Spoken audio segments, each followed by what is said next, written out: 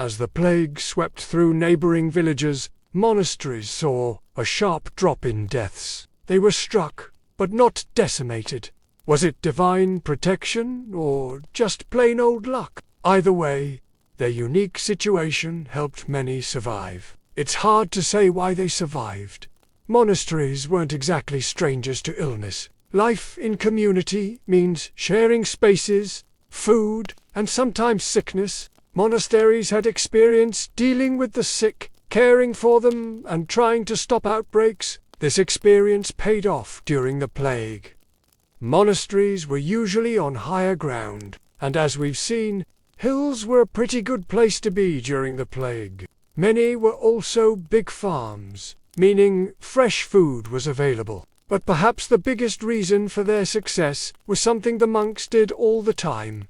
It wasn't an exciting habit either. The Carthusians followed a strict schedule. Wake up before dawn, pray, work in the fields, eat, pray some more, and sleep. It sounds a bit dull, doesn't it? Well, that routine saved lives. In normal times, shared meals and communal living increase the chances of spreading illness. But the Carthusians changed things up, with everyone isolating themselves after sundown. Meals were taken in private cells, cutting down on the spread of germs. This practice kept the plague at bay within the monastery walls. After sundown, each monk shut himself in his cell. He ate alone, said his prayers, and slept in his own bed. He didn't interact with anyone else in the monastery. This went against the usual rule of eating together, but this change proved vital in keeping the plague away. The community that usually met together for prayer was asked to pray in their rooms. Normally, monks gathered in a large room, called the church. But the plague forced them to pray on their own. During services, they knelt in individual stalls facing the main altar. But with the plague around, they prayed in solitude. The Carthusians had already embraced solitary prayer, so when the plague struck, they were prepared to take this practice to a whole new level. Instead of gathering together, they found strength in their separate faiths. Their commitment to solitude protected them from the plague. At meal times, they did something unusual. Instead of dining together, the Carthusians brought their food to their cells. They used wooden shutters to slide food under their doors. This stopped them from passing illnesses along. It also meant they ate alone without talking. The idea of eating dinner in silence might sound uncomfortable today, but this change was essential during the plague. It kept the virus from spreading through food and air. The Carthusians had an advantage. Their routines included lots of manual labor. Working in the fields kept them busy and physically active. They grew vegetables and grains, raised animals and cared for the land. This hard work didn't leave them idle, and staying busy was important during the plague. They didn't have smartphones or TV to pass the time. Their day was full of chores, prayer, and study. They might seem like odd hobbies for a hot summer afternoon, but they helped the Carthusians get through the darkest days of the plague. These habits were part of their daily life, not just during the plague. When the weather was warm, they liked to walk outside to keep cool. But this custom had a bonus during the plague. Staying outdoors in the open air was a good idea. Fresh air could help fight illness, and being away from crowded rooms reduced the chance of catching the plague. The Carthusians walked slowly and carefully, stopping to pray or meditate along the way. This wasn't just a way to beat the heat, it was also a peaceful way to think and focus on their faith. It was a way to escape the noise and darkness of a world in pain. What happened when someone got sick? There were no fancy hospitals or clinics back then. The Carthusians used natural remedies. Herbs, flowers, special drinks, even animal fat were used to treat the sick. They focused on helping the body heal itself. They thought rest and relaxation were important. And they had a secret weapon: their closeness to God. In their faith, They believed prayer and devotion could help heal both body and soul. The Carthusians didn't believe in hiding or giving up. They welcomed the sick and dying into their midst. They offered care, food, medicine, and most importantly, hope. Today, we understand that the plague was a terrible tragedy. It killed millions and changed history forever. But amidst the suffering, there were moments of hope. People found ways to help each other. The Carthusians showed us that in hard times, faith, community, and care can light a candle in the darkest night. The monks of the Charterhouse, though, were lucky to survive. The plague eventually reached them, but they didn't panic. They followed their rules, helped the sick, and trusted in their faith. Most of them lived through the plague and carried on their peaceful lives.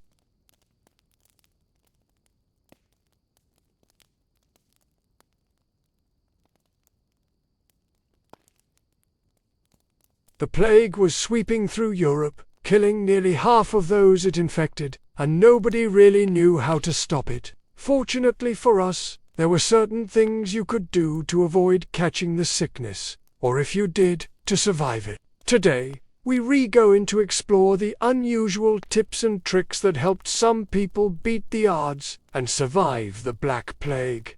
Welcome back, everyone. Let's jump right into it. Let's start with location. Location.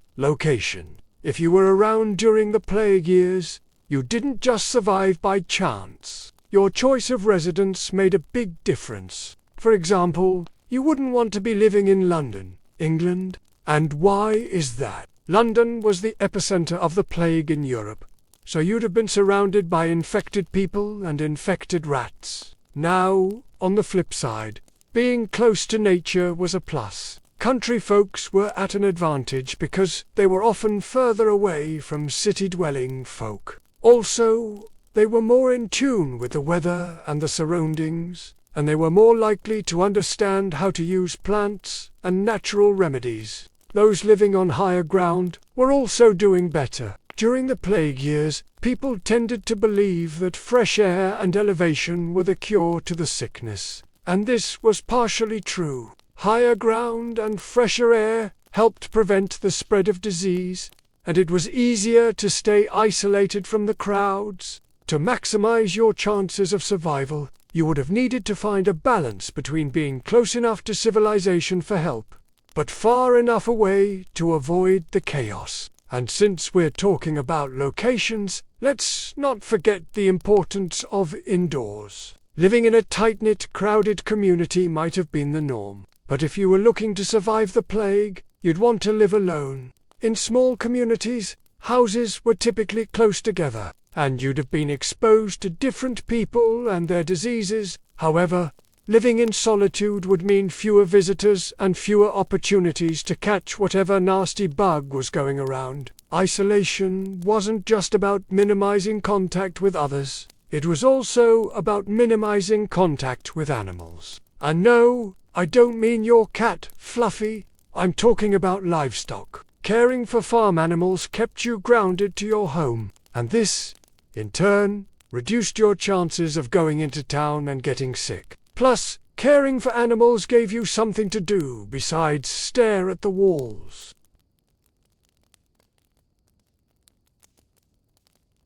And taking care of crops and animals was one of the best ways to stay occupied and avoid boredom. Now, there are a lot of things that we think are luxuries, like indoor plumbing and refrigerators, but clean drinking water was an absolute necessity during the plague years. If you didn't have access to clean water, you were more likely to get sick and die. In fact, the Black Death is estimated to have killed thousands of people simply because they drank water contaminated by sewage. So if you wanted to survive the plague, you needed to make sure your water was clean. Boiling water was the best way to kill bacteria and parasites, but it took a lot of fuel and constant monitoring. Additionally, you'd want to keep your food covered and elevated to keep the rodents and insects out, and that means no storing flour or grain on the floor. Trust me, this would only attract rats and fleas, which carried the plague.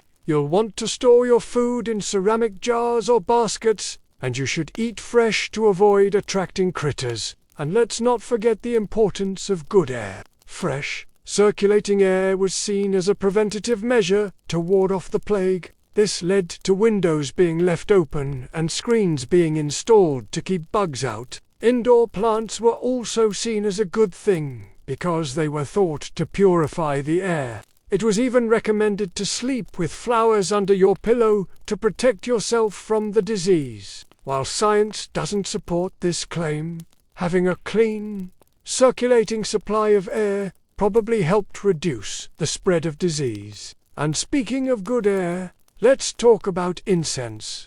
Incense was used extensively throughout history, and during the plague years, it was considered a must-have for any home.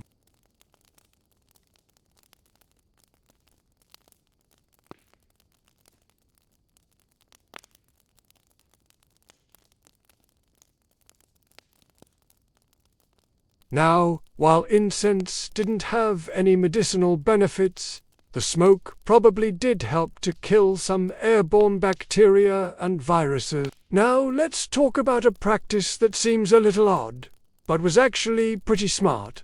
Bathing. Yep, bathing. While it may seem like a basic hygiene practice, it was actually quite uncommon in medieval times. People were afraid that exposing themselves to water would leave them vulnerable to cold or other illnesses, but keeping yourself clean was an effective way to remove dirt and bacteria from your body. It's like washing your hands before you eat. Only in this case, it was washing your whole body. Cleanliness may not have saved you from the plague, but it would have helped prevent you from coming down with other illnesses. Now let's talk about something that's still relevant today. Social responsibility. Avoiding crowds, quarantining the sick, and keeping your distance were some of the best tactics to prevent the spread of the Black Death. If you cared about your survival and the survival of those around you, you'd want to minimize contact with sick people and avoid gatherings. While it may be hard to avoid social situations nowadays,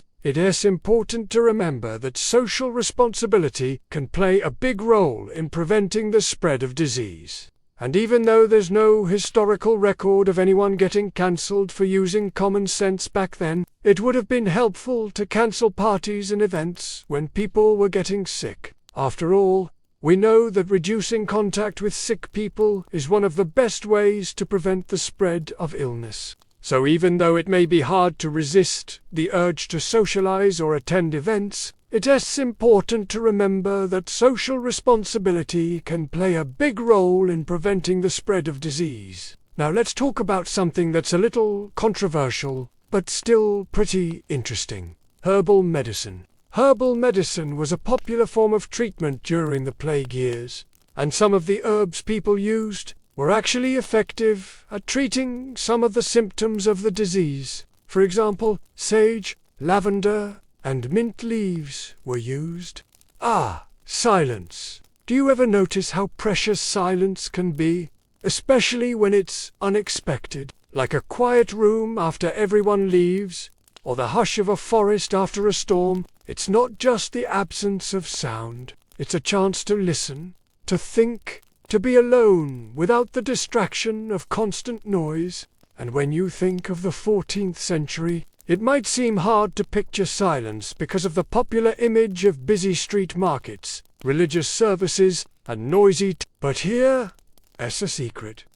Cities in the Middle Ages were unnecessarily louder than our modern towns. Back then, people didn't have loud cars, buses, or construction sites. Sure, there were dogs barking, birds singing, and people talking, but there were also quieter parts of the day and night. Early in the morning, before sunrise, was usually a silent time. People were getting ready for the day, but in a quiet way. Fields and streets would echo with the sounds of workers, carts, and animals. But as the sun set, most people went inside and the streets quieted down. Workshops closed and evenings were mostly silent until bedtime. During the plague, there was even more silence. When people were stuck at home, streets were empty.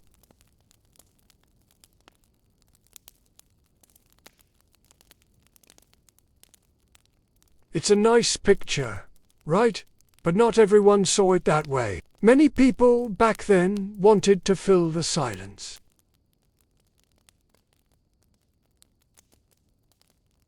Some believed that silence could trap bad spirits or sad feelings, and that was a big deal because people back then took their religion seriously. They were worried that the silence would become a punishment if they did undo something to stop it.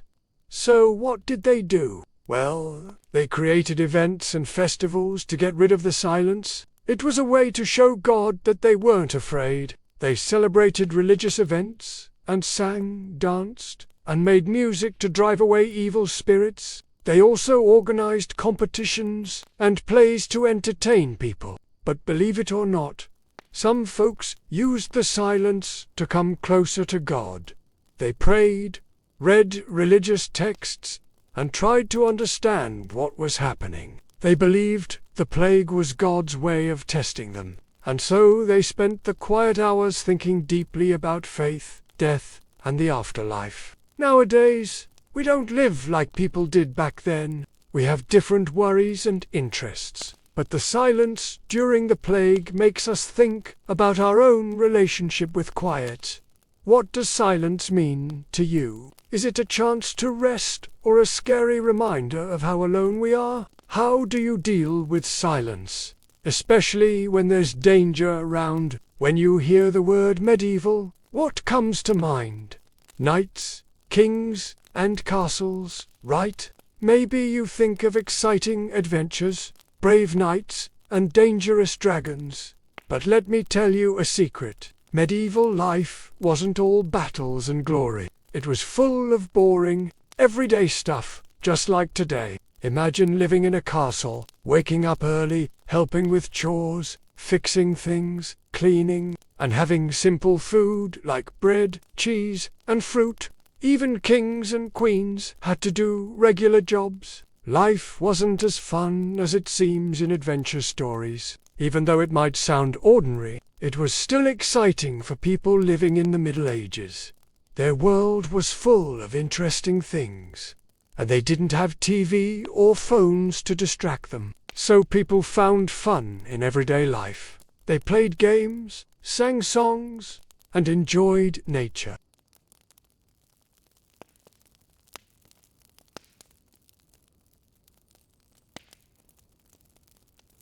In a way, they were smarter than us, because they didn't have modern technology to rely on. They had to use their imaginations to have fun. They told stories, acted them out, and turned simple things into adventures. They didn't need expensive toys. They were happy with what they had. They also valued nature and felt connected to the world around them. They noticed changes in weather and animal behavior and used this knowledge to plan their lives. Today, we might have more toys and gadgets, but maybe we're not as creative as people did back then. If we want to be like the medieval folks, we can start by appreciating the simple things, using our imagination and paying attention to the world around us. Instead of relying on technology all the time, we can enjoy the outdoors and be thankful for what we have. Who knows? We might discover a hidden treasure in an old book, or find adventure in a quiet forest, just like they did. Now, let's think about something that's kind of funny but also serious. You probably know that people used to dress up like ducks, right? They wore big masks with beaks like duck bills. But you know what? These masks didn't smell good. Can you guess why? Well, those masks were used to protect people from bad air. They thought that bad air could make you sick. So they put herbs and flowers inside the masks to cover up the bad smells. But these smells were more like perfume compared to the real stink coming from these masks. Yum! So why did they look like ducks anyway? Well, back then, doctors didn't know much about germs and diseases.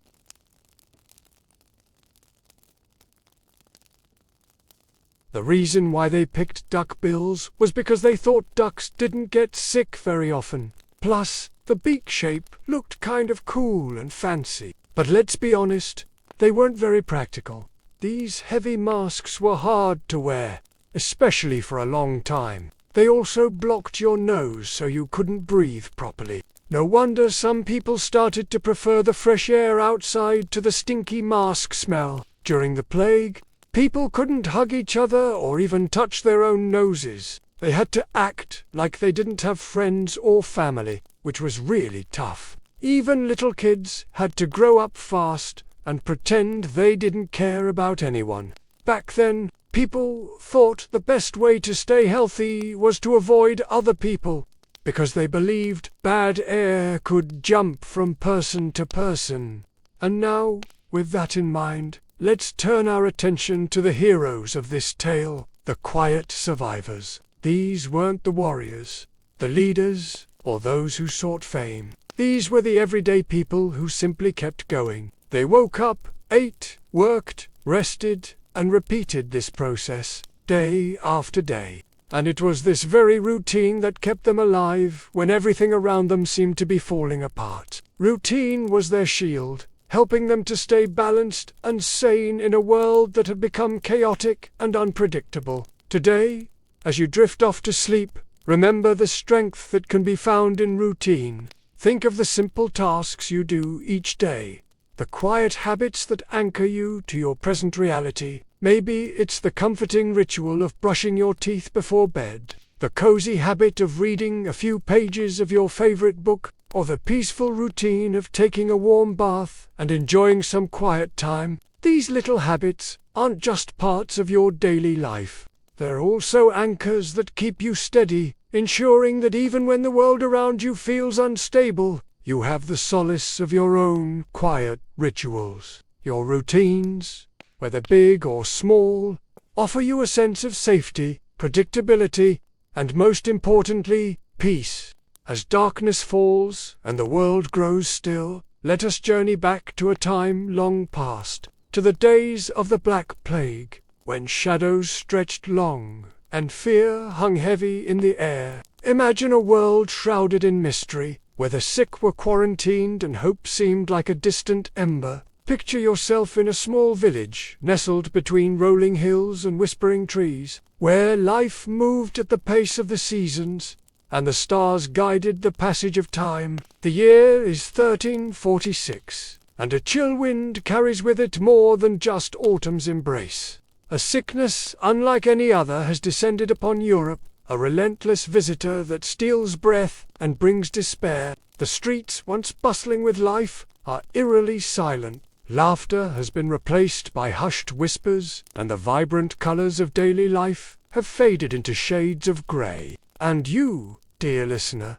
find yourself here in this timeless tale. Perhaps you are a young apprentice seeking solace in the twilight hours, or a seasoned healer, weary but resolute in your service to others. Maybe you're just a curious traveler, drawn into this world by the whispers of fate. Whatever your story, the quiet of the night is your companion, and as the moon climbs higher in the sky, so does a chilling count. Each toll of the distant bell echoes the loss of another soul to the plague, serving as a haunting reminder of the precariousness of life itself. Within the confines of your home, you find a momentary sanctuary, a shield against the encroaching darkness. Here, the walls whisper tales of happier times, and the flickering hearth offers more than just warmth. It is a beacon of hope, driving back the shadows and creating a space for quiet contemplation.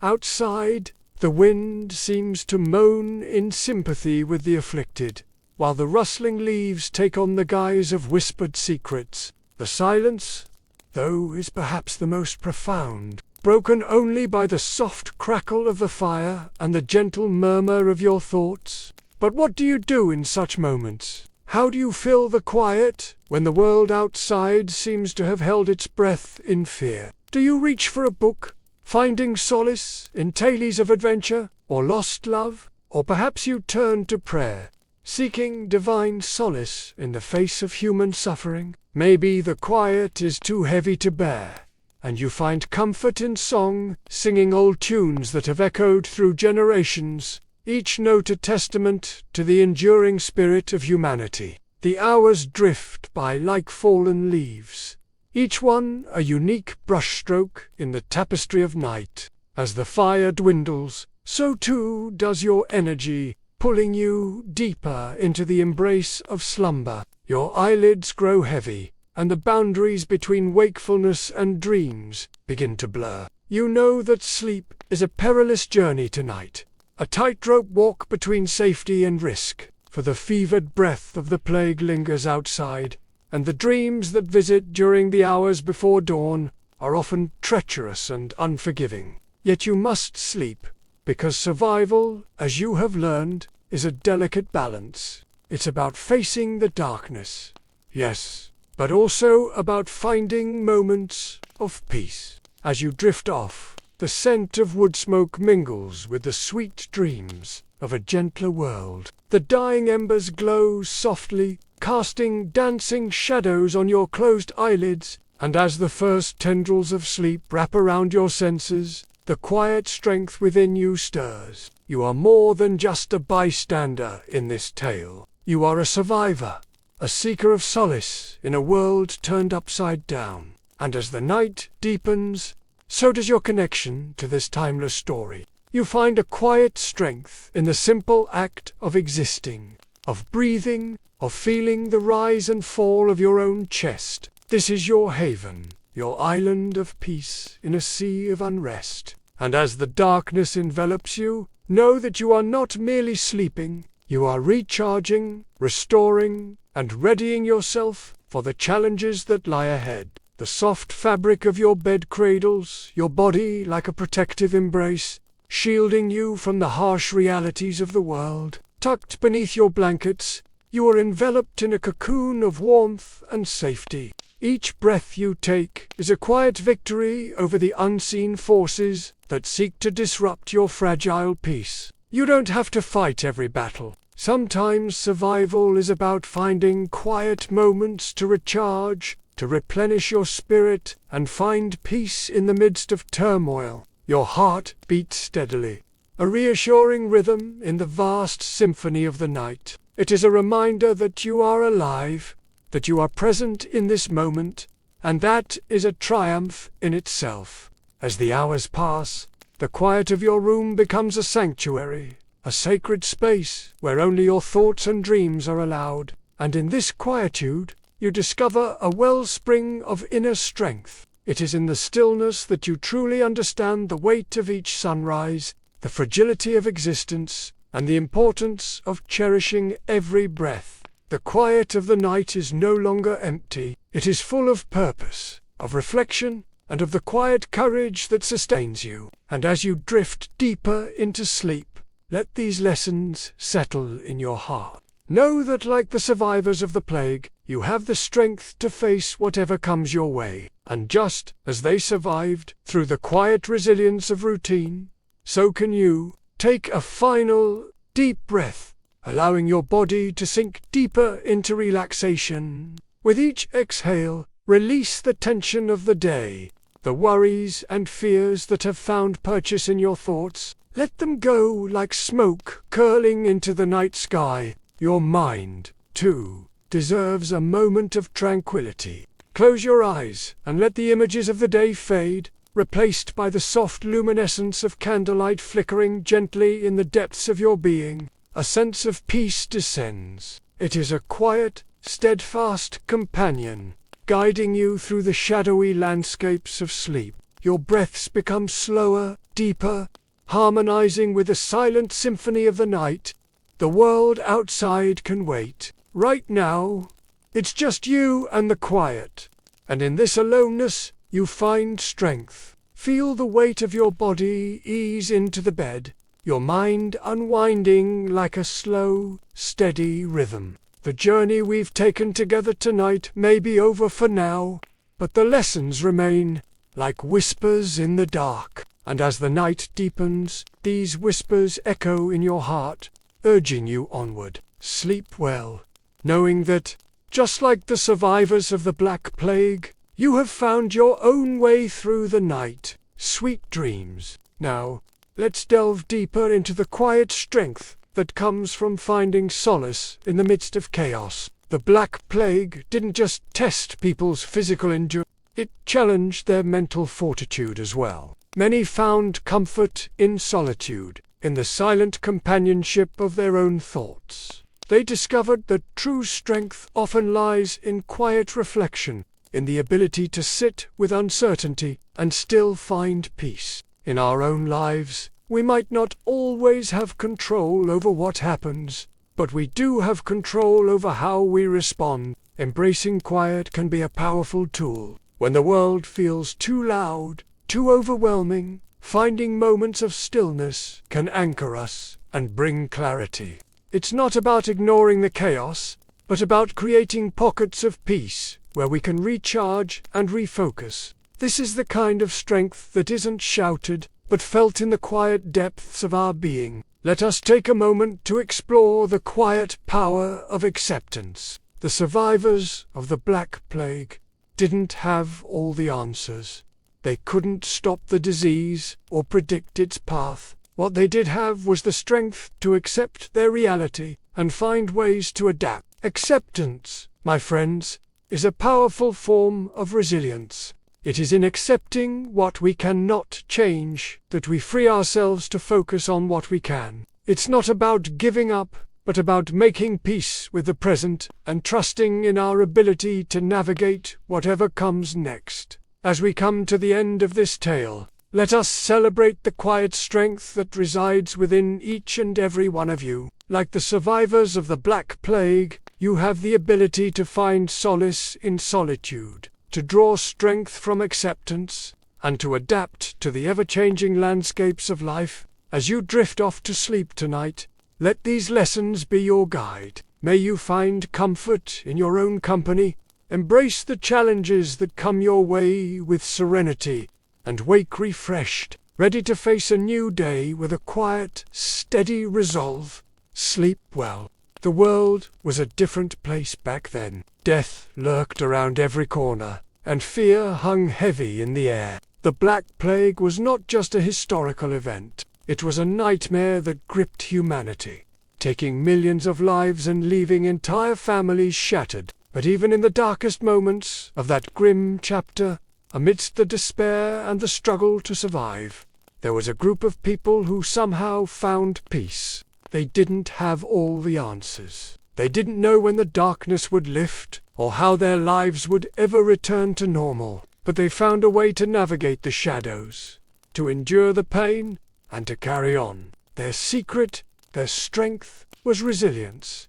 They held on to hope while the world around them crumbled. They found solace in the little things, while the big things were ripped away from them. They adapted, learned to live with the constant uncertainty, and found beauty in the quiet moments of solitude. Today, as we look back at their stories, we can find inspiration. The lessons of those who survived the Black Plague are timeless and applicable to our lives today. They teach us about strength, about faith, about how to find light in the darkness, and how to discover peace in the middle of a storm. So tonight, as you lay in the comfort of your bed, far from the horrors of the plague, I invite you to close your eyes and imagine yourself back in that time. Imagine the chill of the night, the flickering candlelight, the hushed tones of those trying to make sense of the chaos, and from that experience, discover the lessons that will guide you through your own journey.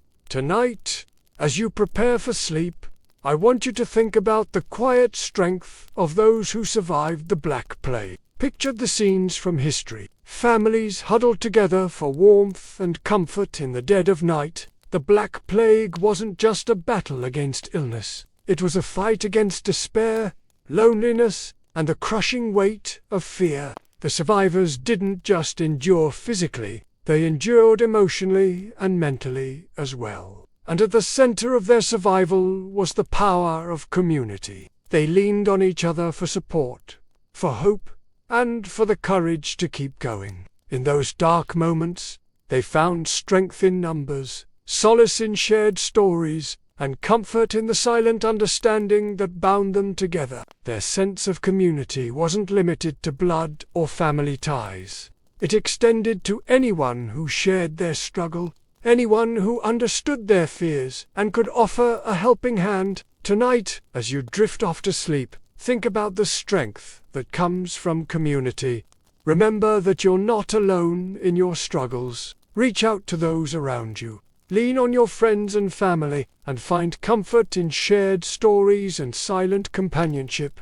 The lessons of the past can shape our present and future, and the story of the Black Plague reminds us of the importance of human connection. Picture the survivors tending to small gardens amidst the ruins of a dying world. They weren't thinking about curing the plague or changing the course of history. They were focused on the small victory of growing a single vegetable, the quiet joy of harvesting fresh herbs, the comfort of sharing a simple meal. The survivors of the plague understood the importance of the present moment. They couldn't change what had happened, but they could choose how to respond. They couldn't predict the future, but they could control their actions in the here and now. In a world that often feels like it's spinning out of control, remember the quiet strength of focusing on the present. The lessons from history are clear. We can't change the past, but we can shape our response to it. We can't predict the future,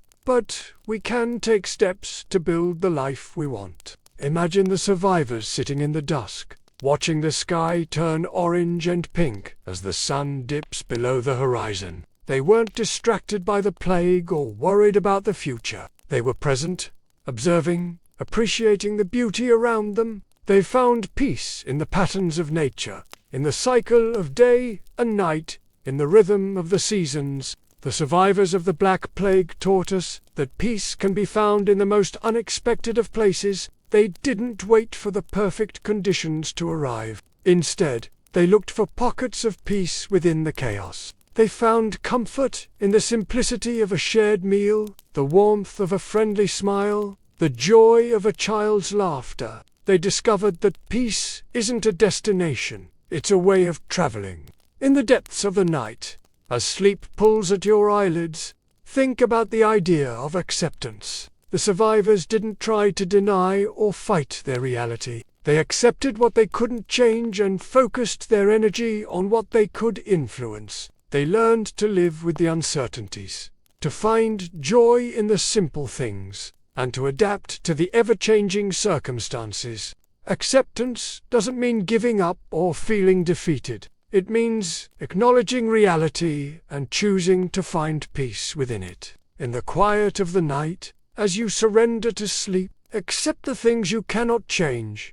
Find joy in the simple things you can control, and adapt to the challenges life throws your way. Let this be a lesson from history that guides you towards a peaceful night's rest. As the moon climbs higher in the sky, let your thoughts drift to the idea of adaptability. The survivors of the Black Plague were incredibly adaptable. They adjusted to the changing times, finding new ways to live, to work, and to find happiness. They were flexible in their thinking, resilient in their actions, and patient in their approach. As you settle into the quiet of the night, think about your own adaptability. How easily can you adjust to changes in your life? How quickly do you bounce back from setbacks? How patiently do you approach uncertainty? Just as the survivors of the plague demonstrated, adaptability is a key to navigating life's challenges. Let this historical lesson guide you as you sleep, preparing you to face whatever comes your way with resilience, flexibility, and patience. Let your mind wander to the comforting rhythm of routine. For those who survived the plague, routine became a lifeline. The regularity of daily tasks provided a sense of stability in a world that had turned upside down. Simple things like waking up at the same time each day, tending to a small garden, or reading a book by the fire provided a comforting sense of normalcy. In our modern lives, filled with distractions and uncertainties, the importance of routine can easily be forgotten. But the survivors of the plague understood its power. Routine brought them a sense of control, predictability, and peace. In the quiet moments before sleep, consider the power of routine in your own life. What daily activities or rituals bring you a sense of comfort and stability? Perhaps it's a bedtime story for children, a nightly walk, or a cup of warm tea before bed. Hold on to these routines, cherish them, and if needed, create new ones. Let the lessons from history guide you in building up. The year is 1348, and Europe is in the grip of a terrifying epidemic known as the Black Plague. Towns and villages are decimated. Bodies pile up and fear runs rampant. Yet amidst this darkness, there are signs of endurance, of resilience, and of the quiet strength found in the ordinary moments of life. And tonight, we're going to explore what life was really like in the villages that somehow survived. Now, if you thought the plague was over, well, that's just the beginning. The initial outbreak has largely run its course, and some communities are cautiously beginning to rebuild. But it's not a return to normalcy. The world has changed, and life will never be the same. But as the survivors pick up the pieces and try to move forward, they discover something profound. They find peace. As night falls, a sense of calm settles over the village. After a day of tending to their duties and trying to rebuild their shattered world, the villagers now seek solace in the quiet hours. The air grows still. The last sounds of hammering and sawing fade away, replaced by the gentle chirping of crickets. In the absence of the usual lively chatter, the villagers retreat into their homes, each carrying the weight of their losses and the fragility of their existence. The flickering flames of hearth fires illuminate the somber faces gathered around them. Inside the houses, families huddle together, sharing stories and memories of those they've lost to the plague. The silence is heavy with grief, yet also filled with a newfound appreciation for the preciousness of life. As the shadows lengthen and the night deepens, so does their determination to survive. Their small acts of defiance against the darkness that has enveloped their world, reminding them that even in the darkest of times, life and hope endure. For the survivors of the plague, sleep becomes their sanctuary. Each night they drift off to dreamland, hoping to escape the horrors of the day. They tell stories to their children, weaving tales of bravery and resilience to keep their spirits high. Rituals like prayers or singing offer a temporary reprieve from the turmoil, creating a sense of familiarity and comfort in an ever-changing world.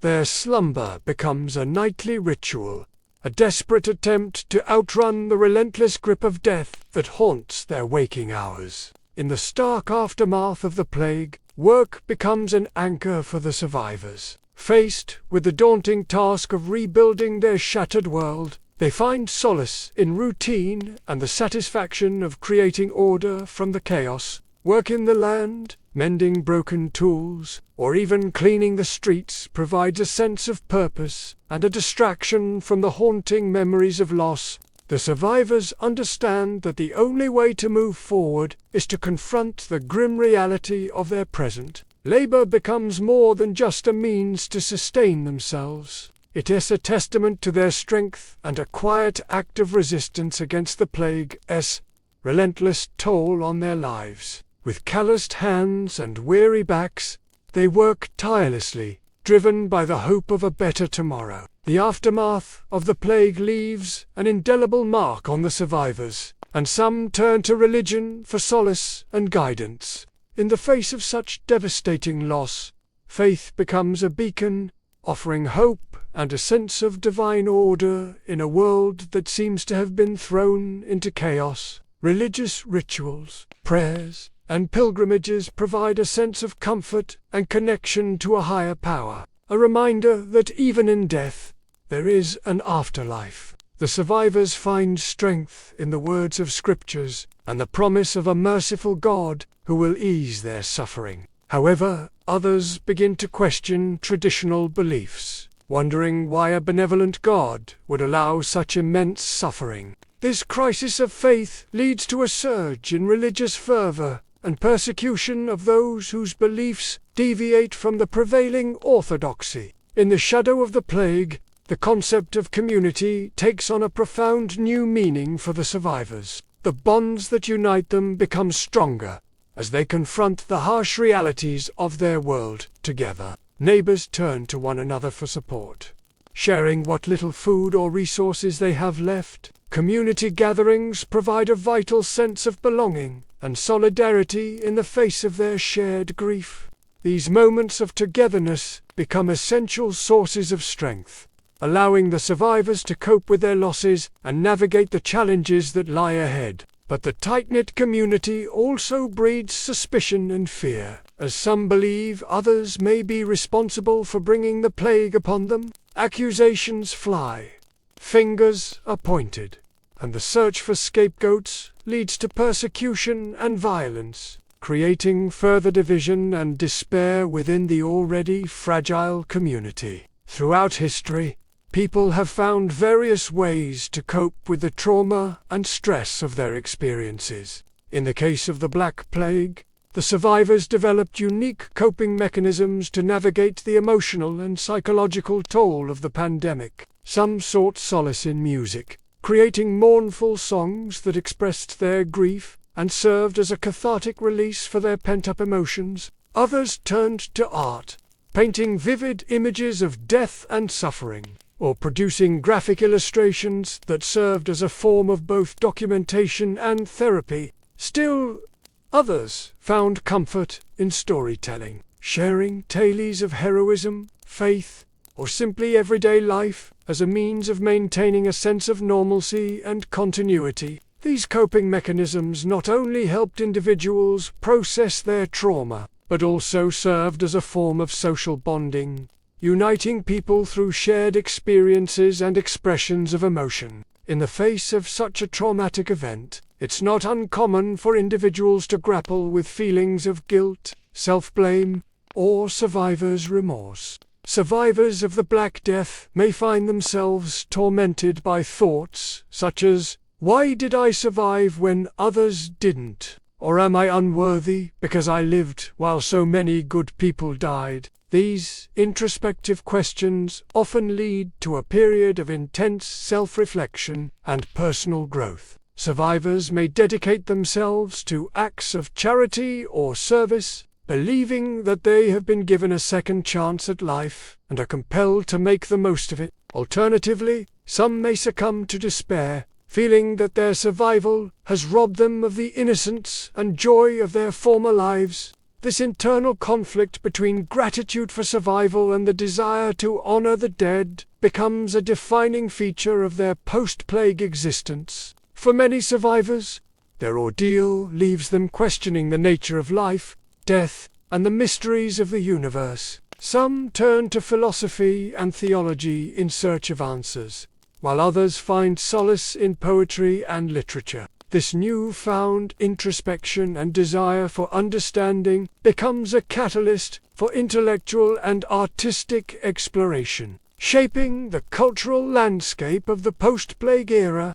After experiencing the devastation of the plague, some survivors find it difficult to maintain long-term relationships, whether romantic or platonic. The profound sense of loss and the trauma of the pandemic can create emotional barriers, making it challenging for them to trust and connect with others on a deep level. Fearful of further loss, some withdraw into themselves, isolating themselves from potential partners and shunning opportunities for intimacy. For those who do seek companionship, there may be a heightened sense of urgency or possessiveness in their relationships, driven by a desperate desire to hold on to something stable and meaningful in an unpredictable world. While the plague brought widespread death and destruction, it also inadvertently led to significant societal changes. With entire communities wiped out, there was a drastic reduction in population, which in turn led to a shortage of labor and resources. This scarcity prompted a shift in economic structures, giving rise to new opportunities and altering traditional power dynamics. For instance, the demand for agricultural labor increased, leading to better wages and improved working conditions for peasants. Additionally, the plague contributed to a decline in religious authority and the emergence of new scientific and intellectual pursuits, as people began to question established medical and theological beliefs. Furthermore, the devastation caused by the plague spurred innovation and creativity as survivors sought to improve their living conditions and protect themselves against future outbreaks. These societal shifts not only transformed the world of the survivors, but also laid the groundwork for significant changes in the centuries to come. And finally, as the survivors struggle to rebuild their lives, some find love and companionship amidst the ruins. While many relationships are fractured by the plague, new connections are forged, uniting individuals who have endured the worst of humanity and emerged with a newfound appreciation for life and each other. These budding romances, though tinged with sadness and uncertainty, offer a glimmer of hope, suggesting that even in the aftermath of tragedy, the human spirit yearns for connection and love. We've journeyed through the lives of the survivors of the Black Plague, witnessing their strength, resilience, and the quiet moments that brought them peace. Remember that in the darkest of times, the smallest flickers of light can guide us through. The survivors of the plague found peace in the ordinary, in their faith, in their communities, and in the love that connected them. As we close this chapter, let their stories serve as a reminder that no matter what challenges we face, peace can be found in the simplest of moments, and the human spirit, with its capacity for love, faith, and resilience, can endure even the most harrowing of experiences. Thank you for joining us on this journey through history. If you enjoyed this video, please give it a thumbs up and subscribe to our channel for more engaging historical tales. And if you'd like to continue exploring the fascinating world of the past, click here to dive into more stories from history.